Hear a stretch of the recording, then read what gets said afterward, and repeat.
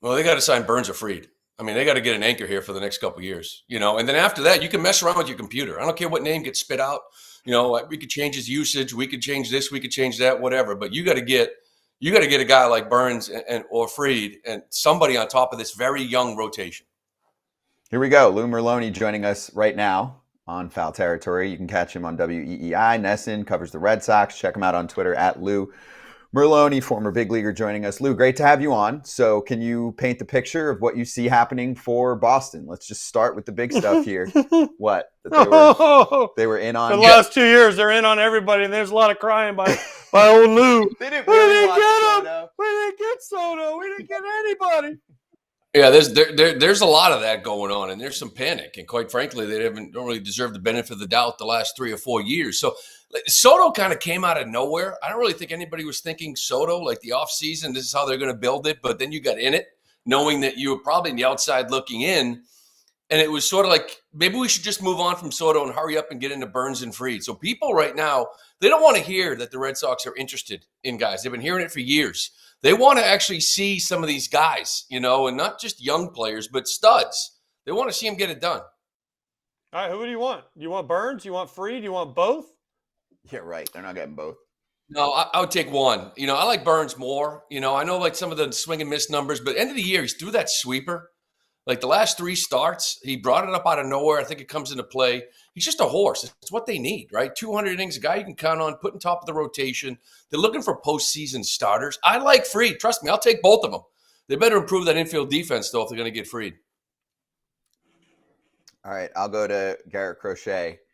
How much do you think this is a fit on so many levels for Boston? And I'm going to put this out there, okay? So Jim Bowden, who we both know, did his trade article, and I've never seen so many comments on an article like that. And Red Sox fans and White Sox fans were both saying it's a BS trade. We talked about it on our show. Todd Father got ripped. So the trade he put out there was Connor Wong, Tristan Casas, and Wilyer Abreu. I actually thought Wong's a waste for the Sox. Technically, anyone that's got Major League service time is a waste because they really need to be projecting for 3 years from now. But I just thought Red Sox fans were getting a little delirious thinking Casas is a star and talking crap about Crochet as if he's not pitching like a number 1 starter just because he's only done it for a year. What do you think? This is a guy that costs nothing and could be a 1. Isn't he worth a lot? Yeah, he is. And quite frankly, I think a lot of the people that talk about Crochet just open up a baseball reference and look what he did in the second half and don't know the story, don't know anything about him, don't know who he is. He's an absolute monster. I look. You go back in like 2023. Go look at Tariq Skubal's year. 80 innings, 15 starts. At some point you got to just evaluate the dude and say that's exactly who he is, and that's who Crochet is. Like to me, I know it's 2 years. You extend him. You're the Red Sox, but if you're looking for high end stuff, this guy was like right behind Blake Snell and swing and miss. In the zone. Like he's kind of has it all. I know there's risk, but there's risk in everybody. Like I don't care how healthy you are, what your history is. There's risk, and you have to be involved in that conversation. Is there a better handedness for a pitcher to pitch in Fenway? I get it. You're only going to make half your starts in Fenway, but is it built more as a player that never played? Well, I never played in a game. I was on the Red Sox for 2 days, but I always felt like lefties had more success in Boston than right-handers. If you're saying Burnes and Fried are equal, which I'm not saying you are saying that, but is there more value in a lefty or a righty and who they should be pursuing?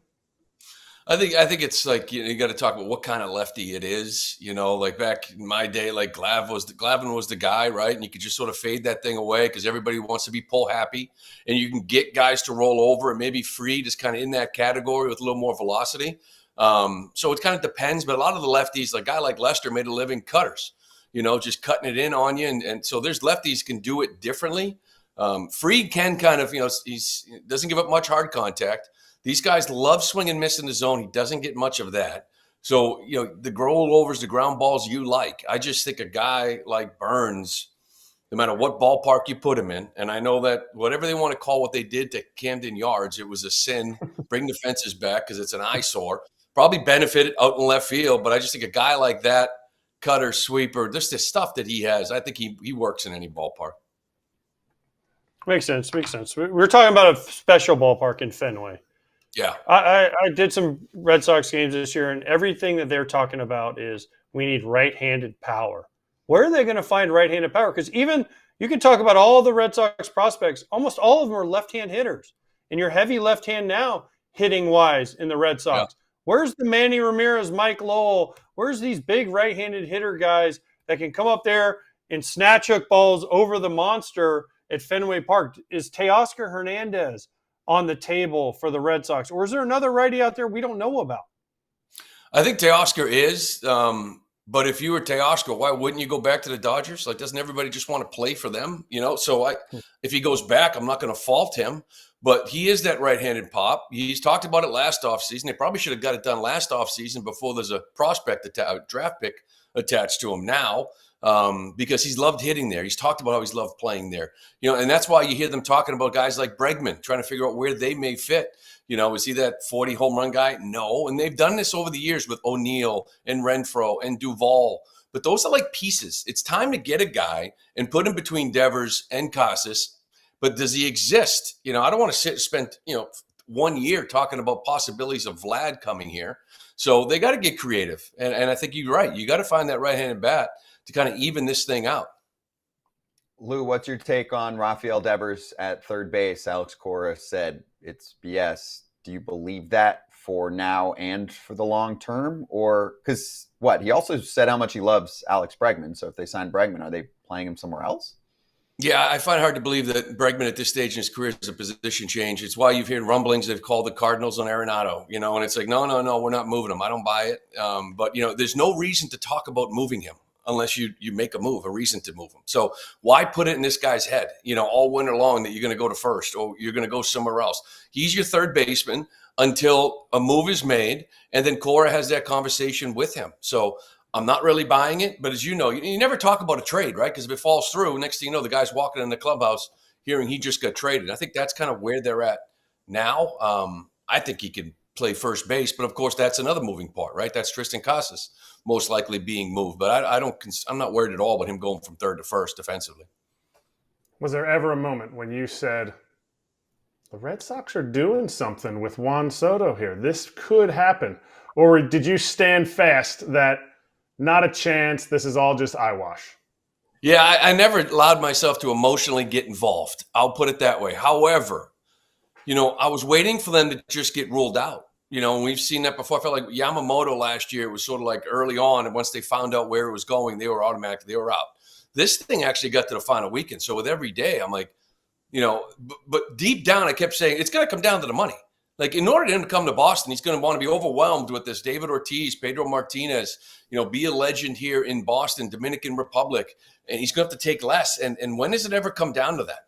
We love talking about it, but when does it ever come down to a guy taking less? They usually take the most money and go where that is. Wait. Why? Why does he have to take less to go to Boston? You just mentioned a lot of cool things. That's not money, like being a Dominican legend, all that stuff. Why does he have to take less going to Boston? Are the Boston Red Sox on hard times? They don't have a lot of money. They're not bringing in revenue. Yeah, no, they absolutely are. $700 million. Don't you think if they went to 760, what do you think Cohen goes to? And I don't think John Henry can play the game with Cohen. They just quite frankly don't have the money that Steve Cohen does. Nobody does. That's why they made a Cohen tax. But if they go into 750, 760, Cohen's going 800, 810. He might already go there if he picks up the option. So I don't think you're winning that battle with that guy. Just don't. Lou, what's the deal these days? No, hold on. Before you ask your question. I'm staying on this. Okay, but why? Why can't the Red Sox win? Why can't the Red Sox? I don't know. Lou said it.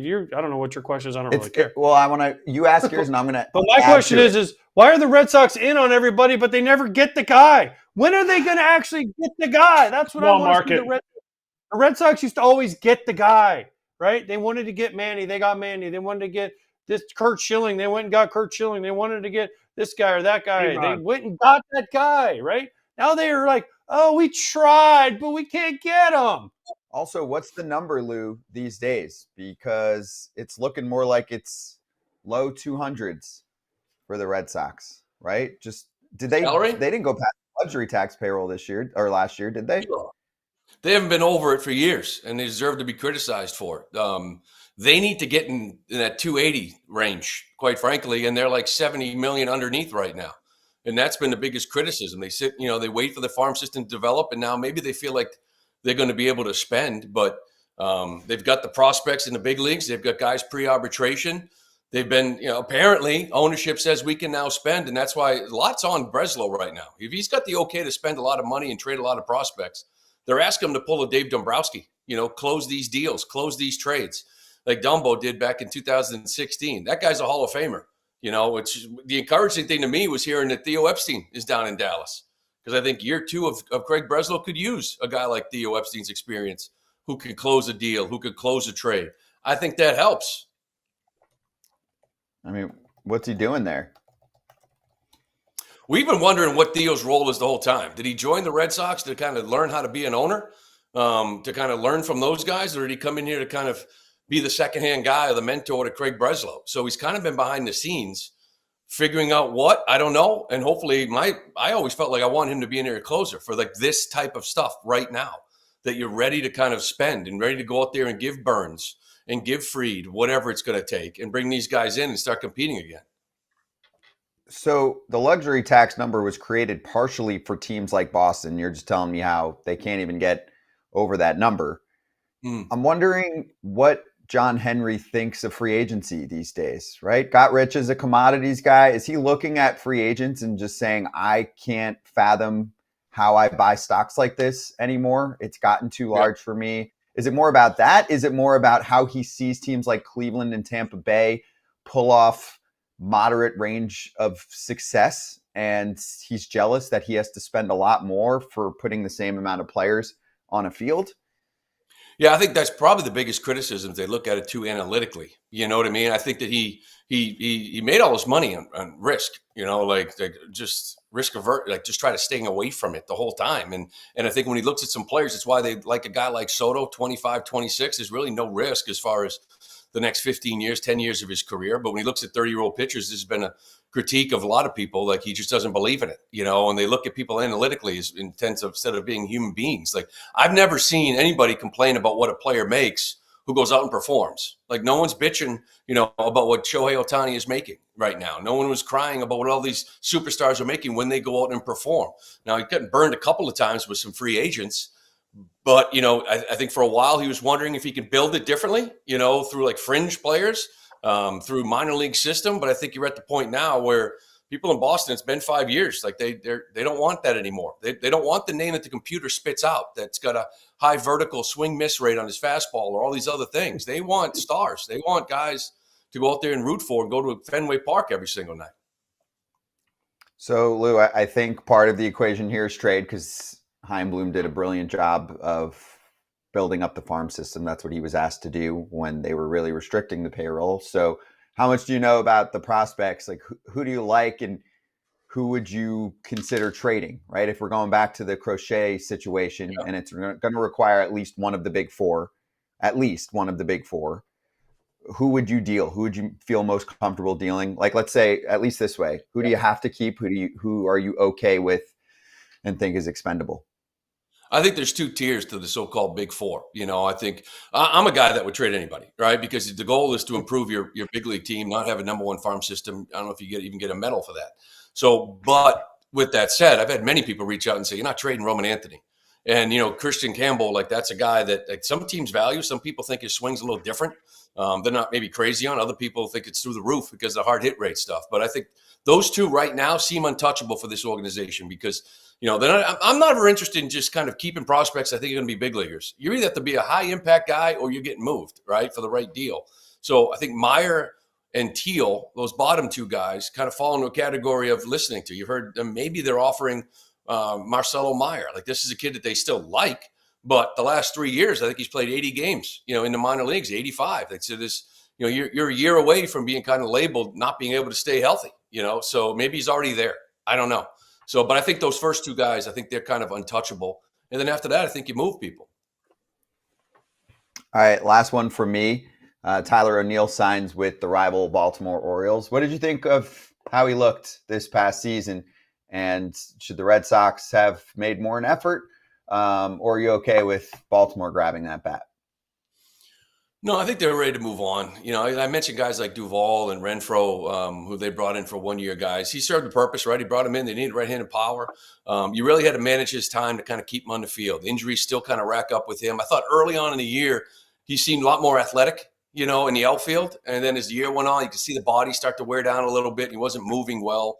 30 home runs, I don't know, 60, 65 RBIs, kind of fluky. You know, I don't know, but the strikeout rate, I mean, he struck out 33% of the time. There were stretches where you would punch out, you know, 20 times in 35 at bats. So like they strike out too much as a team as it is. So I think you have to go out there and you're going to lose that power, you know, so you got to try to replace it. They got a lot of work to do, but I think they were ready to move on and try to find a different guy. All right, one move quick that they have to do to win the offseason. Give me the one move they have to make this a successful offseason for the Red Sox. Well, they got to sign Burnes or Fried. I mean, they got to get an anchor here for the next couple of years, you know, and then after that, you can mess around with your computer. I don't care what name gets spit out. You know, we could change his usage. We could change this. We could change that, whatever. But you got to get a guy like Burnes or Fried and somebody on top of this very young rotation. Hey, everybody. Be sure to like and subscribe for more content. We're back here every weekday, all year long, so do not miss an episode. The videos are coming in all day. Here's another video you might enjoy. Baseball the way it should be covered.